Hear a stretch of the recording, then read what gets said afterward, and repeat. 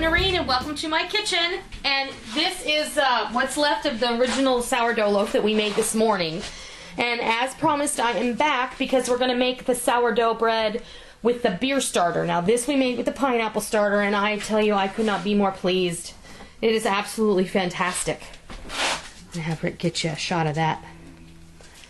It's just, it's light, it's airy, it's fabulous. I bet Sammy wants some. Okay, so now we're going to work on the beer sourdough. Now, I'm just going to wait for this to double in size, and then I'm going to just run with it because I want to just make bread with it and see how it does. So, well, we're going to start with our starter. How novel. This is a very happy starter. And again, we're going to go with 2 cups. There's 1 cup. And 2 cups. And then we are going to feed this starter before we leave, just like we did with the other, and we'll put it in the fridge. Actually, I'll put this over here because I have something to put my thing in. And I have a cup of warm water. Now remember, warm water means when you stick your finger in there, you go, ah, not ouch. Because if you go ouch, you're going to kill your yeast in your sourdough, and you don't want to do that. And let's see, sorry honey, grab, again, we are going to use the buttermilk powder and the Vital Wheat gluten. So here's a couple of tablespoons of buttermilk powder.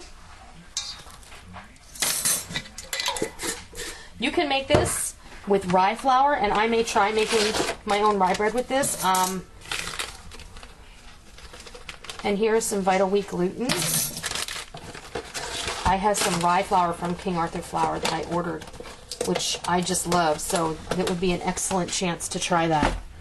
So the gluten-free people are just SOL?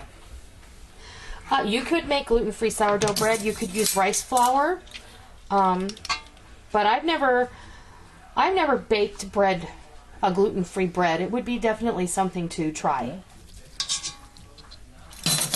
I understand that there's a nice blend. King Arthur Flour has a nice gluten-free flour blend for bread, and it's made with rice flour and barley flour and a couple other things. I think maybe spelt. I'm not sure about that because I don't know that much about gluten-free. So you'll forgive me. I actually do have some viewers who are allergic to wheat and they have celiac disease or whatever. So I do occasionally field questions about that and in my limited knowledge. There's 2 tablespoons of Demarrara sugar, and I put in a teaspoon of sea salt earlier while I was talking. And what I'm going to do today is I am going to use my bread flour, but I'm also going to use some of this white wheat flour. And this white wheat flour has such a nice loft to it, and I'll show it to you. It's hard wheat flour, but it's been lightened. It's a white wheat instead of a red wheat. So I'm going to add a cup of that, and that's all I'm going to add of that. And then I'm going to add a cup of, well, there's already a measuring cup in here, of my bread flour. And then I'm going to put this on the machine with the dough hook. And then what we'll do is see where it goes from there. Oh, I need my dough hook. Let me grab that.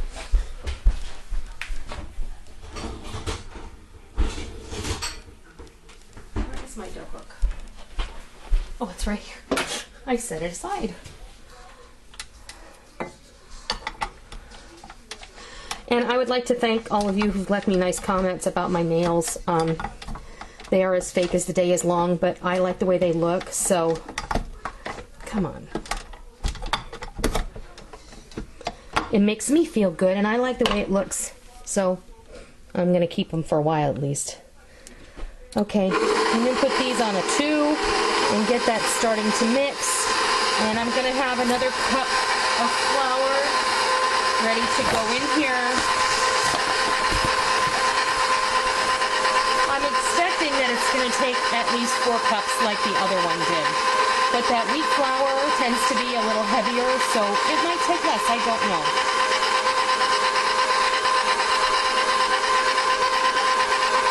I'm going to add a 1/3 cup here because it's looking rather wet. And the beer sourdough is a little bit different. And I may try making a pizza crust with part of this dough, and we might have that for lunch.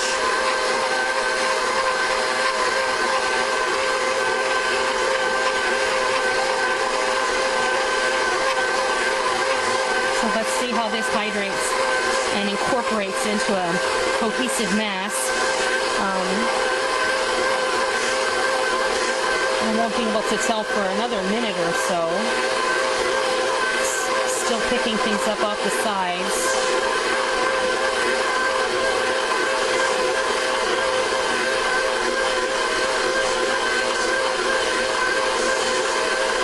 You're not really going to be able to tell until it really starts to incorporate that liquid into the flour. And then if it looks like it's going to be sticky, then you can go right ahead and start adding a little more flour. I can see that it's starting to pick everything off the sides of the bowl and onto the bottom, but you see now in the bottom of the bowl it's looking like it's still kind of sticky. So I'm going to give that another second or two, and then I'm going to say, yes, it needs more flour. Do you see how it's starting to stick at the bottom of the bowl like that? That's not what you want. You want this mass of dough to move freely around the hook and around the bowl. So in goes, this is cup number 4.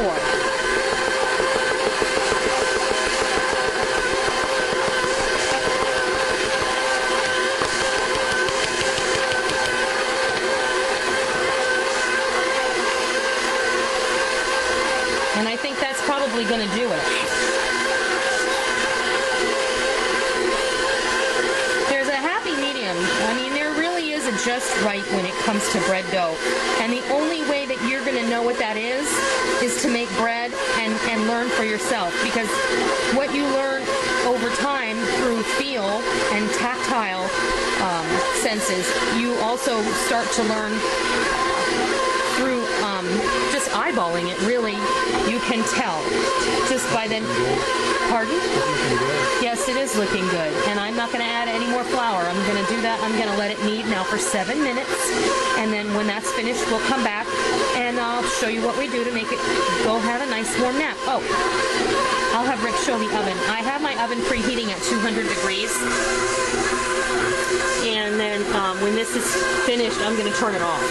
And I'm just going to let it, because it's just nice and warm in there now. So, and I think I'm just going to go ahead and bake it like I baked this. I was thinking about baking it in a loaf pan, but I don't think I'm going to do that. I think I'm just going to do a free-form loaf, and I may take a portion of it and make a pizza with it. So, we'll be back in 7 minutes. Okay, we're back, and our 7 minutes is up. We have kneaded this dough in the machine, and it's time for it to, if I can get the dough hook off of it. Okay. Oh, it's top heavy. I have also turned off my oven. It smells wonderful. Mm-hmm, it does. Mm-hmm. Okay. Take the hook off of there. Mm-hmm. A nice clean hook. That's exactly how you want it to come out. All right. And if you don't have some of these, I highly recommend you find some, because they are invaluable in the kitchen and in the shop and in so many ways. Okay, my hands are clean.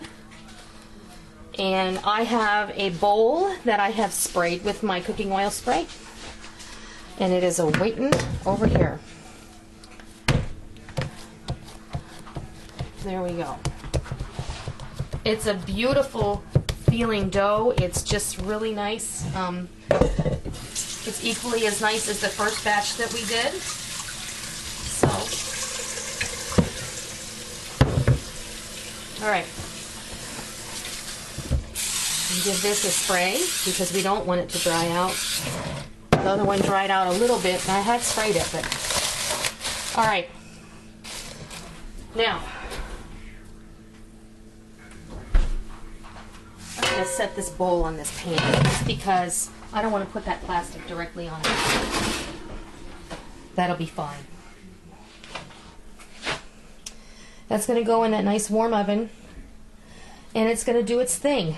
So hopefully we will be equally as successful with this beer sourdough, and we'll all find out in a couple of hours, because I'm only going to wait until that's doubled. I'm not going to wait until like 8 or 9 hours from now, because in actuality, what did we do? We put that to rest at 9:30 last night, the first one.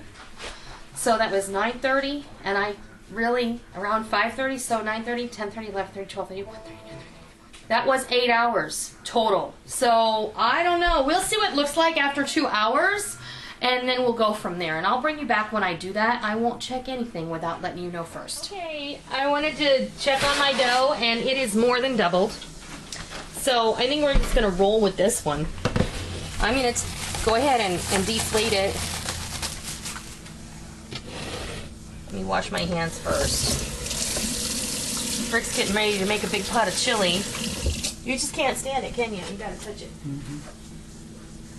I bet it feels really good. All right, whoops. Sammy, are you stealing the show?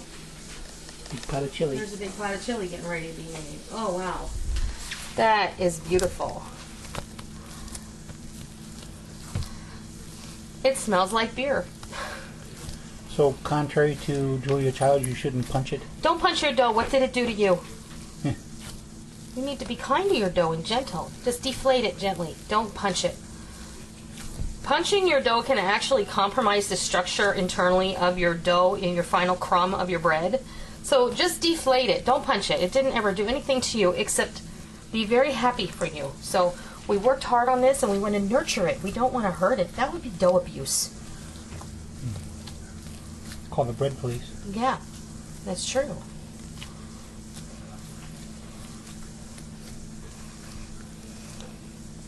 You know how they are about their donuts. I know. Okay, so I am going to take a portion of this. Let's see, how much do I want to take?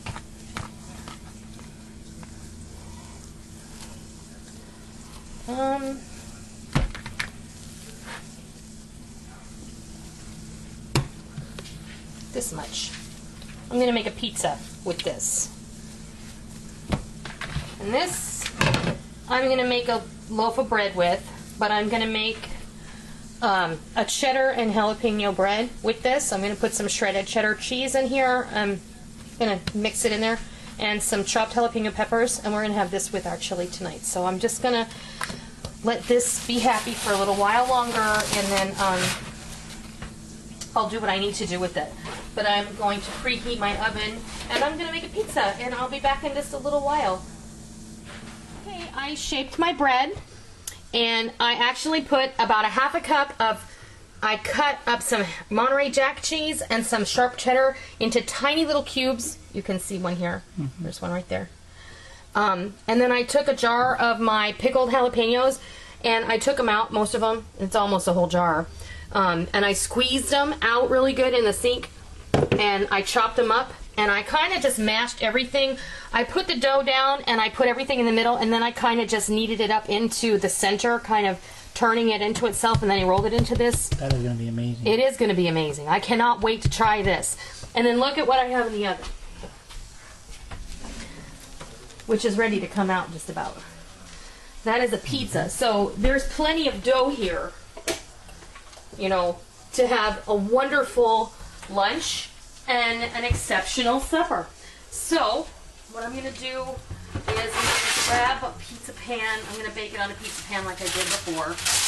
And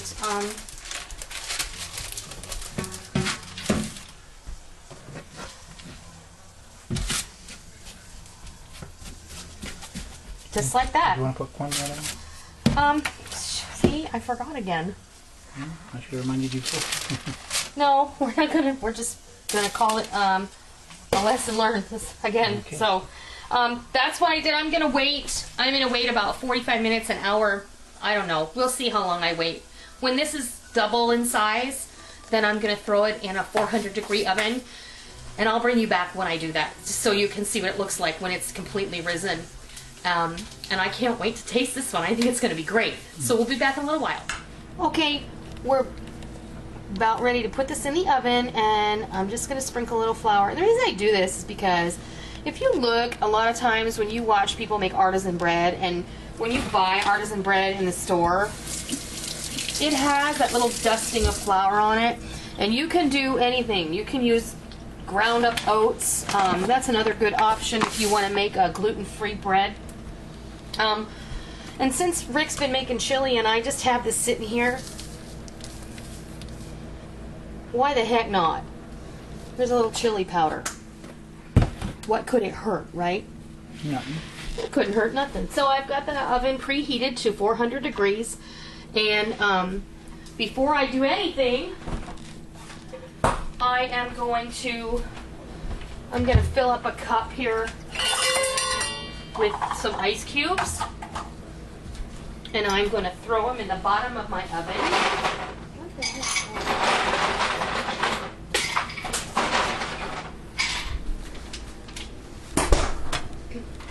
Show off your chili, honey? Mm-hmm. It smells fantastic. He changed it up a little this time. He threw some chipotles in there and a beer. Yeah, don't tell my daughter there's a beer in it. Okay.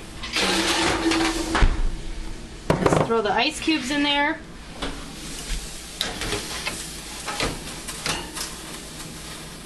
And the bread. And we're going to let that take a nice hot nap for about 25 minutes. I'll come back and show it to you as soon as it's ready to come out of the oven. I can't hardly wait. Me neither. Timer just went off. It's time to take this puppy out of the oven. Oh, look at that.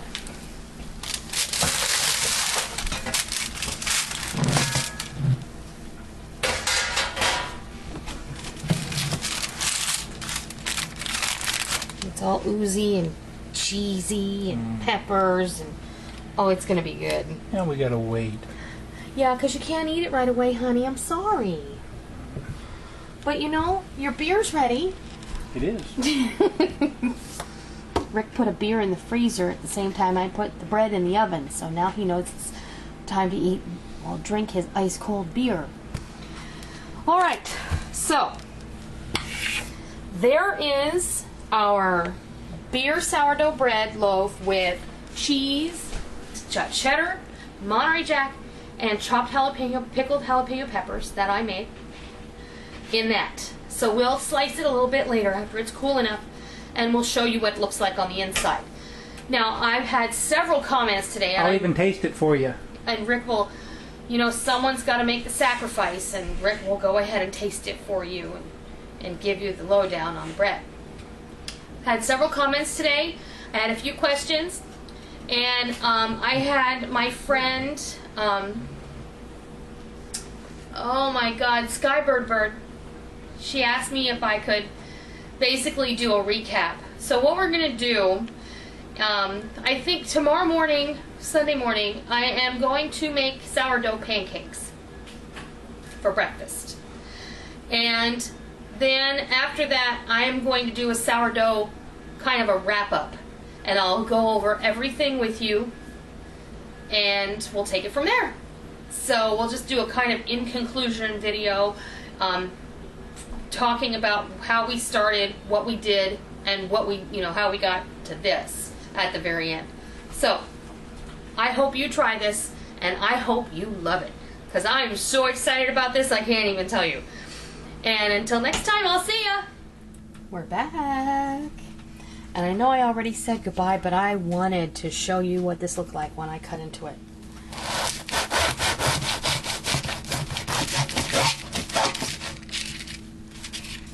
I know, that's your piece.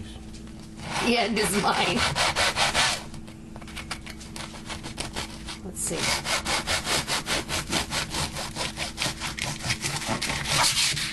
This would be for Rick. There's even a piece of garlic there from the peppers. But you can look at, it's beautiful. And this is the one we added the whole wheat flour to. And it's nice and soft, and it rose really beautifully. And I think it's going to be a delicious accompaniment to our supper. Do you want butter on there, or you just want to eat it plain? Let me grab a butter knife. I have butter. Gotta have butter. Because everything's better with butter. See, not bacon. Blue bonnet on it. Oh, blue bonnet. Ew, no way. We don't eat margarine in this house. It's awful stuff. Here you go, babe.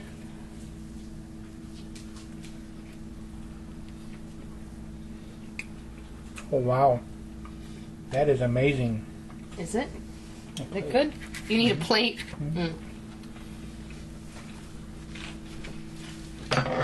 Now, this is the beer starter.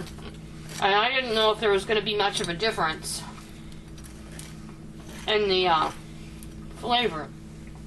I don't know that I can tell.